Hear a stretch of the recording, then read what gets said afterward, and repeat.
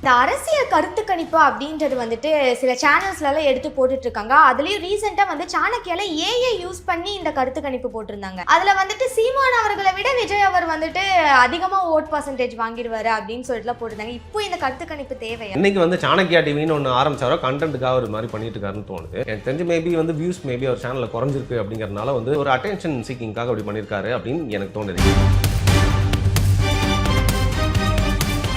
தங்களுக்குன்னு ஒரு main stream media இல்லாததுனால TVK தரப்புல இருந்து இது வந்து பெய்டா கூட இருக்கிறதுக்கு எனக்கு கருத்து கணிப்புமா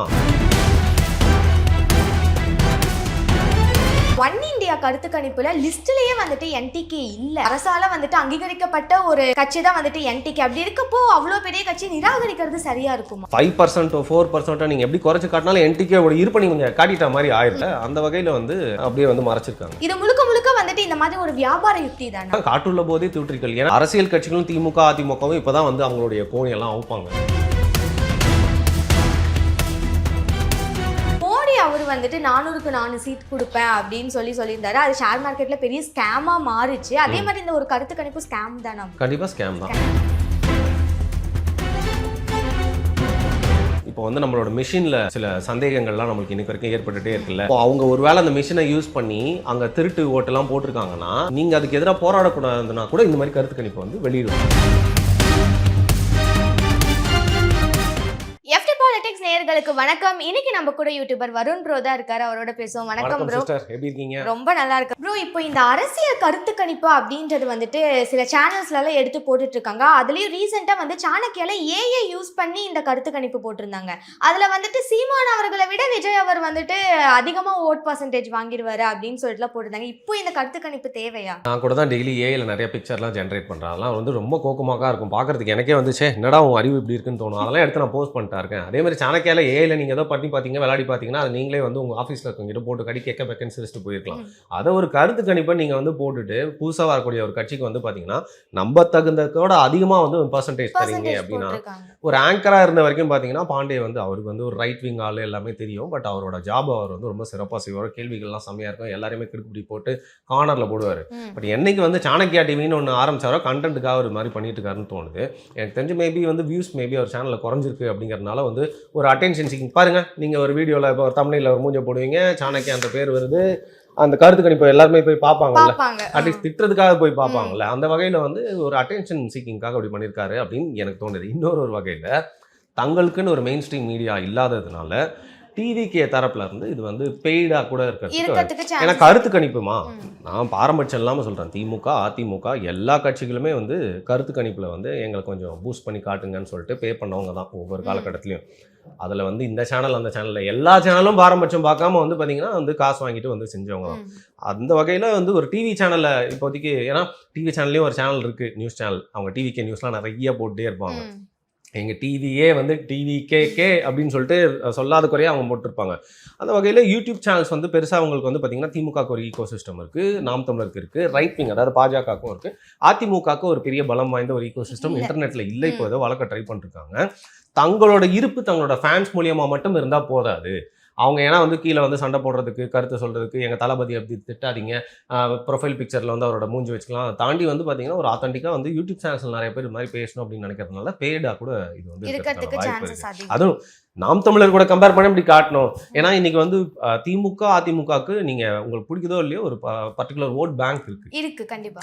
அதை தாண்டி தான் வந்து பாத்தீங்கன்னா உங்களுக்குலாம் உள்ள போகுது. அந்த வாக்கு யாருக்கு உள்ள போகுது அப்படிங்கறத மேபி டிவி கேக்கும் என்டிகேக்கும் ஒரு கான்டெஸ்ட் மாதிரி வந்து பாக்குறாங்க. அந்த வகையில சரி அவங்களை கம்பேர் பண்ணி இன்னும் கொஞ்சம் பெருசா காமிச்சணும்னு நினைச்சிருக்கோம்.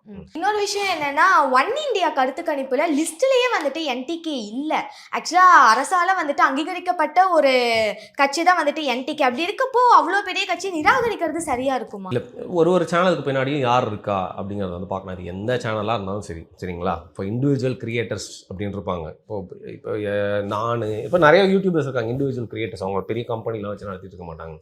பட் ஒவ்வொரு யூடியூப் சேனல் பின்னாடி பேக்கிங் இருக்கும், ஃபண்டிங் இருக்கும், அதை யார் ஆரம்பிக்க வச்சா அப்படின்னு இருக்கும். ஸோ நீங்கள் சொன்ன சேனலை வந்து மேபி கொஞ்சம் ரிசர்ச் பண்ணி பார்த்தா உங்களுக்கே புரியும் அப்படின்னு நினைக்கிறேன். யாரோட பேக்ரவுண்ட்? ஆமாம், அந்த பேக்ரவுண்ட்லேருந்து வரதுனால முற்றிலுமாக வந்து என்டிகேவை ரொம்ப குறைத்து மறுபட்டு காட்டணும், அசிங்கப்படுத்தணும் அப்படிங்கிறதுனால வேணுட்டே பண்ணியிருக்காங்க. வேறு எதுவும் இல்லை. இதெல்லாம் வந்து பண்ண தானே செய்யும். இப்போது நானே வந்து ஒரு சேனல் ஆரம்பிச்சுட்டு எனக்கு எதிரானவனை நான் ஏன் ப்ரொமோட் பண்ணுறேன். ம். அந்த மாதிரி வந்து நீங்கள் சொன்ன அந்த சேனல் வந்து பார்த்தீங்கன்னா சீமானோட வளர்ச்சியை, சீமானோட கட்சியை வந்து என்றைக்குமே வந்து வெறுக்கிறாங்க. முழுக்க முழுக்க அவரோட கட்சிக்கு எதிராக வந்து நிறைய அவதூறு பரப்புறதும் அந்த பின்புலம் கொண்டவர்கள் தான். ஸோ அந்த பின்புலத்தில் வந்தக்கூடிய சேனலில் எப்படி என்டிகே வந்து உங்களுக்கு ப்ரொஜெக்ட் பண்ணி வந்து காட்டுவாங்க?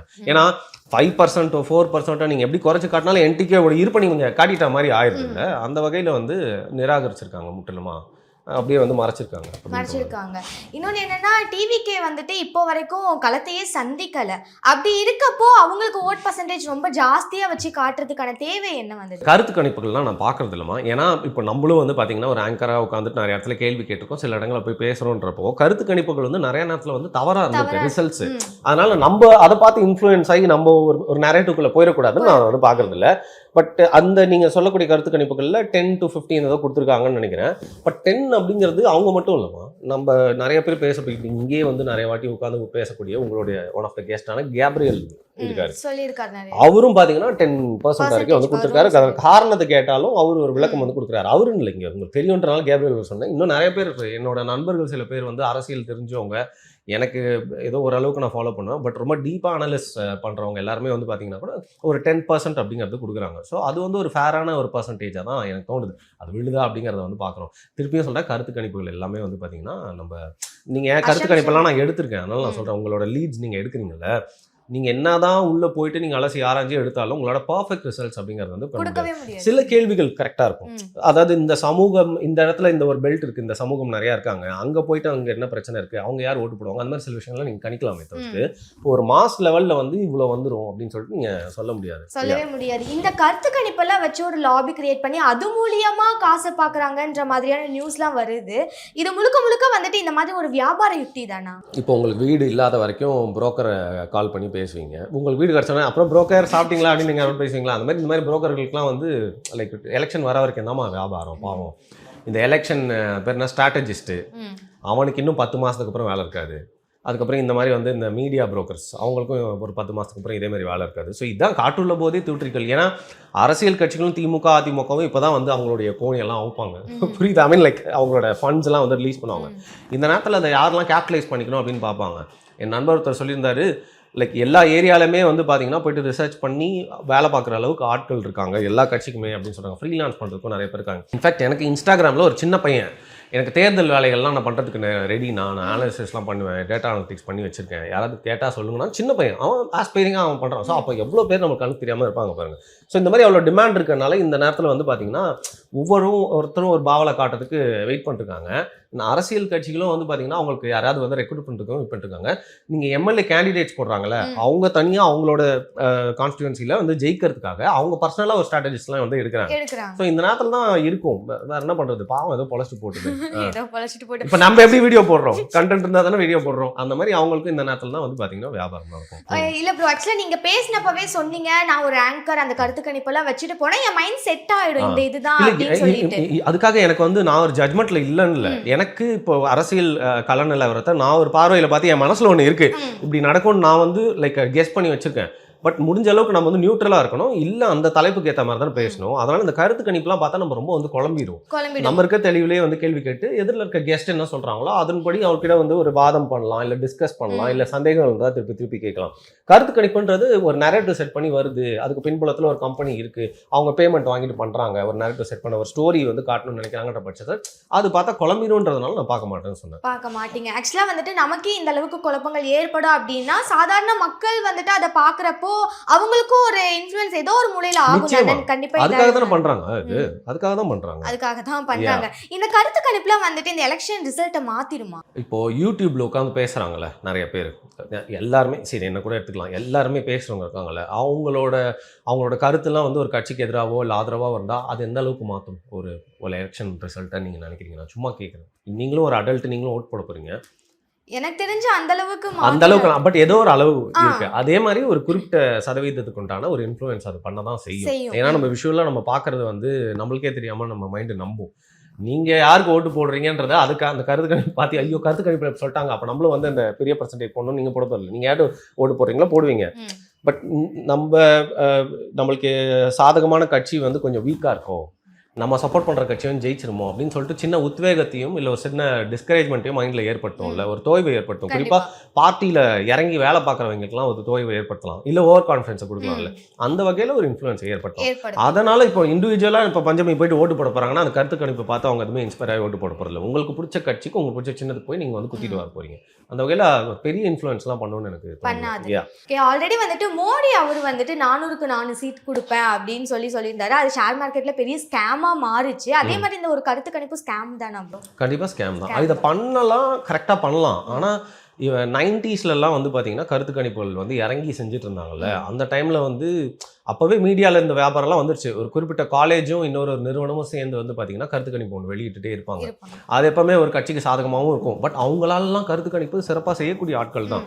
அதுக்காகவே படித்தவங்க கிரவுண்டில் இறங்கி எந்த அளவுக்கு வேலை பார்ப்பாங்கன்னா, உங்கள் தலைமையிலேருந்து அனுப்புகிறாங்க அப்படின்னா வந்து அவங்களுக்கு கீழே இன்னும் நிறைய பேர் இருப்பாங்க. அவங்க ஒவ்வொரு மாவட்டமாக வந்து போய் ஆல்மோஸ்ட் ஒரு 3 months டைம் எடுத்து பண்ணக்கூடிய விஷயங்கள். நிறைய பேர்கிட்ட பேசுவாங்க. ஆண்கள், பெண்கள், இளைஞர்கள், அப்புறம் மாணவர்கள், அதுக்கப்புறம் வந்து வெவ்வேறு தளங்கள், ஒரு டீ கடையில் போயிட்டு வந்து பேசுறது, எல்லார்கிட்டையுமே வச்சு பேச்சு கொடுக்கறது, அண்ட் கவர்மெண்ட் சர்வன்ட்ஸ் கிட்ட வந்து பேசுவாங்க, டீச்சர்ஸ் கிட்ட வந்து பேசுவாங்க. இந்த மாதிரி பல தரப்புல இருந்து பேசி அதுக்கப்புறம் வந்து அந்த ஒப்பீனியன் வந்து அனலைஸ் பண்ணி வந்து கொடுப்பாங்க. அதை பண்ணலாம், அது பண்ணணும்னு நினச்சா. ஆனால் இன்றைக்கி வந்து ஏற்கனவே நீங்கள் முடிவு பண்ணிடுறீங்க இதுதான் வந்து காட்ட போகிறேன்னு. அதற்காக கிரவுண்டில் இறங்கி நானும் வேலை பார்த்தேன் அப்படின்னு சொல்லிட்டு இந்த லீட்ஸ்லாம் இருக்குது அப்படின்னு சொல்லிட்டு பண்ணுறாங்க. பட் கருத்து கணிப்புகள் மூலியமாக நல்லா கணிக்கலாம். அதுக்கான ஒரு பெரிய கிரவுண்ட் ஒர்க் இருக்குது, டெடிகேட்டடாக பண்ணும். You should be open minded. நீங்கள் போகிறப்பவே வந்து பார்த்தீங்கன்னா வந்து ஒரு வெள்ளை பேப்பராக போனால் தான் நீங்கள் அதை வந்து எடுத்துக்க முடியும். ஆனால் நீங்கள் போகிறப்பவே வந்து இந்த நேரத்தை தான் செட் பண்ணுறோன்னா, அண்ணா அறிவாலயத்துக்கு வெளில நின்று வந்து யார் ஜெயிப்பான்னு கேட்டால் என்ன சொல்லுவாங்க? அந்த மாதிரி லைக் ரொம்ப ஸ்டூப்பிடான கருத்து கணிப்புகள் வந்து லைக் கணிக்க முடியாது அப்படின்னு நினைக்கிறேன். பட் கரெக்டாக பண்ணால் ஓரளவுக்கு சென்ஸ் பண்ணலாம். கண்டிப்பா நீங்க சொன்ன மாதிரி அப்போ இருந்த கருத்து கணிப்புகள்லாம் எக்ஸாக்டா இல்லைனாலும் ஓரளவுக்கு இதுதான் அப்படின்ற மாதிரி இருக்கும். பட் இப்போ வந்துட்டு ஆன்சர் செட் பண்ணிட்டு தான் கருத்து கணிப்பே ஸ்டார்ட் பண்றாங்கன்றப்போ கண்டிப்பா இன்ஃப்ளூயன்ஸ் அப்படின்றது ரொம்ப அதிகமா தான் இருக்கு. இதுல இன்னொன்று என்னன்னா, ஓட்டு போடுறோம்ல, அதற்கு முன்னாடி ஒரு கருத்து கணிப்பு இருக்கும். ஆனா ஓட்டு போட்டதுக்கு அப்புறம் ஒரு கருத்து கணிப்பு போடுவாங்கல்ல, அது வந்து ஏதோ ஒரு ஸ்டஃப் இருக்கிறனால தான் அது வந்திருக்கு அப்படின்னு சொல்லலாம். ஸோ அதை வந்து ஓரளவுக்கு ஆத்தென்டிக்காக நம்ம வந்து எடுத்துக்கலாம். அது எந்த நிறுவனம் பண்ணாலும் அதுக்கு மேலே என்ன இன்ஃப்ளூயன்ஸ் பண்ண போகிறாங்க, எல்லாம் போய் ஓட்டு தான் போட்டாச்சு. ஆனால் அதுலேயும் சில வேலைகள்லாம் இருக்குது. இப்போ வந்து நம்மளோட மிஷினில் சில சந்தேகங்கள்லாம் நம்மளுக்கு இன்னைக்கு வரைக்கும் ஏற்பட்டுகிட்டே இருக்குல்ல. அப்போ அவங்க ஒரு வேளை அந்த மிஷினை யூஸ் பண்ணி அங்கே திருட்டு ஓட்டெல்லாம் போட்டிருக்காங்கன்னா, நீங்கள் அதுக்கு எதிராக போராடக்கூடாதுன்னா கூட இந்த மாதிரி கருத்து கணிப்பு வந்து வெளியிடுவாங்க. நீங்கள் உங்களை வெண்ட் பண்ணிடுறதோ ஓகே கரெக்டாக தான் போல அப்படின்னு சொல்லிட்டு. ஸோ இது ரொம்ப ஒரு காம்ப்ளிகேட்டடான ஒரு மேட்டர். இன்னும் 8 months தான் இருக்கு, எது எப்படி மாறும் அப்படின்றது தெரியாதப்போ இந்த கருத்து கணிப்பு அப்படின்றது வந்துட்டு ரொம்ப பெரிய தாக்கத்தை தான் ஏற்படுத்துது அப்படின்னு சொல்லலாம். ஏன்னா இப்போ விஜய்க்கு வந்துட்டு சப்போர்ட் பண்றவங்க ஒரு கூட்டம் இருக்காங்கன்னா, சீமான் அவருக்கு சப்போர்ட் பண்றவங்க இன்னொரு கூட்டம், இந்த பக்கம் இந்த மாதிரி இருக்கிறப்போ இந்த ரெண்டு கட்சியை மட்டும் மெயினா வச்சு இவரை ரொம்ப இறக்கி இவரை ரொம்ப ஏத்தி போடும் போது இந்த தொண்டர்களுக்குள்ளெல்லாம் இதை பாக்குறப்போ ஏதோ ஒரு இடத்துல ஹிட் ஆகி ஏதாவது ஒரு கலவரம் மாதிரி நடந்துராது. இல்ல இப்போ அன்னைக்கு கூட விஜய் வந்து ஏதோ பெரியார் பத்தி ஏதோ ஒன்று சொல்றாரு, பின்னாடி ஜாதி போட்டாங்க, அந்த மாணவர்கள்லாம் வந்து காசு கொடுத்தது நேராக வேற யார்கிட்டயுமே போல, சீமான் கிட்ட தான் மைக்க நெட்டி கேட்குறாங்க. ஏன்னா 2 பேருமே கான்டென்ட், அதை நீங்க பார்க்கணும். 2 பேர் பேசுறத பார்க்கறது மட்டும் இல்லாமல் 2 பேருக்காகவும் பேசுறதுக்கு நிறைய பேர் வருவாங்க இன்டர்நெட்டில், சமூக வலைதளங்களில் நியூஸ் வந்து நிறைய போகும். அதனால இவங்க 2 பேரும் போட்டால் வந்து ட்ராக்ஷன் இருக்கும் அப்படிங்கிறனால தான் வந்து பார்ப்பாங்க. நீங்கள் என்னதான் சொல்லுங்க, பெரிய கட்சியாக இருந்தாலும் ஸ்டாலினோ எடப்பாடி பழனிசாமியோ they are not a very attractable figures, ஒரு ஐகானிக்கான ஒரு ஃபிகர்ஸ்னு சொல்ல முடியாது.